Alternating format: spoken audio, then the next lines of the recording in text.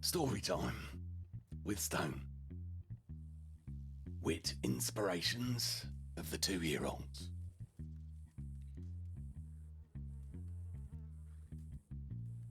All infants appear to have an impertinent and disagreeable fashion nowadays of saying smart things on most occasions that offer, well, and especially on occasions when they ought not to be saying anything at all. Judging by the average published specimens of smart sayings, the rising generation of children are little better than fucking idiots. You heard me. Fucking idiots.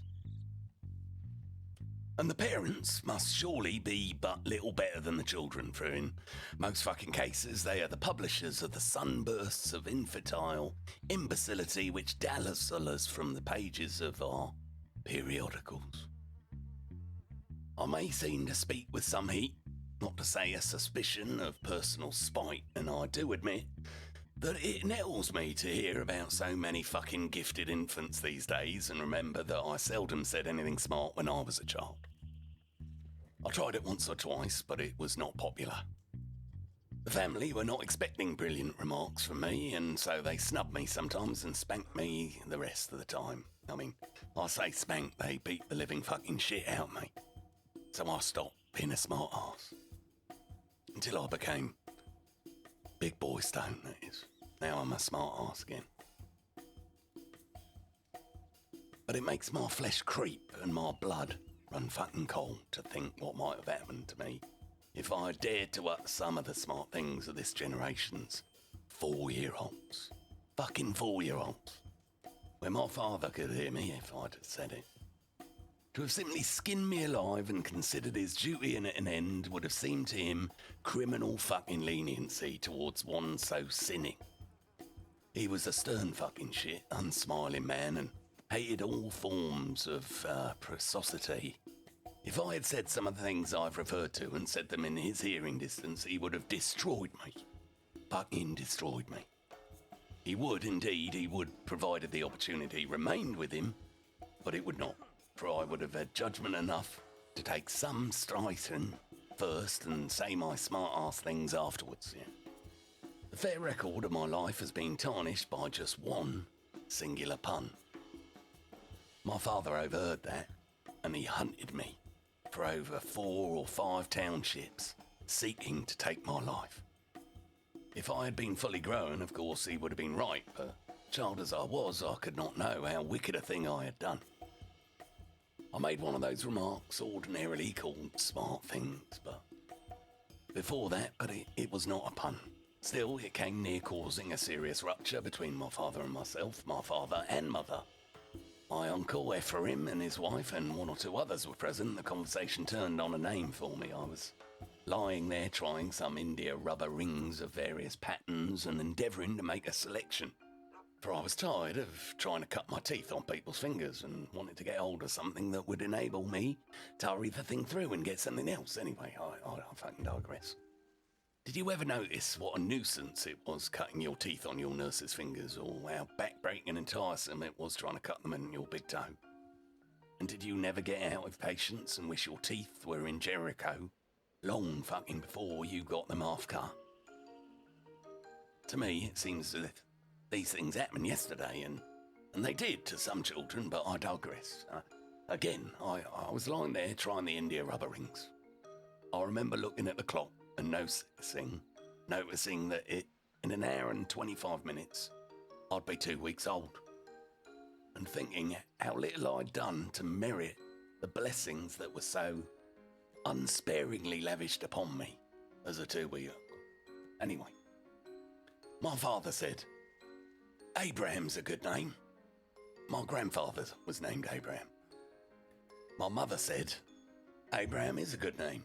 Very well. Let's have Abraham for one of his names.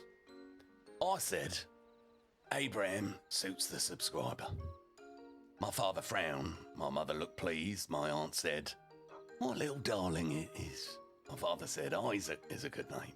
And Jacob is a good name. My mother assented and said, no names are better. Let us add Isaac and Jacob to his names. I said, all right, Isaac and Jacob are good enough for yours truly. Pass me that rattle if you please. I can't chew India rubber rings all fucking day.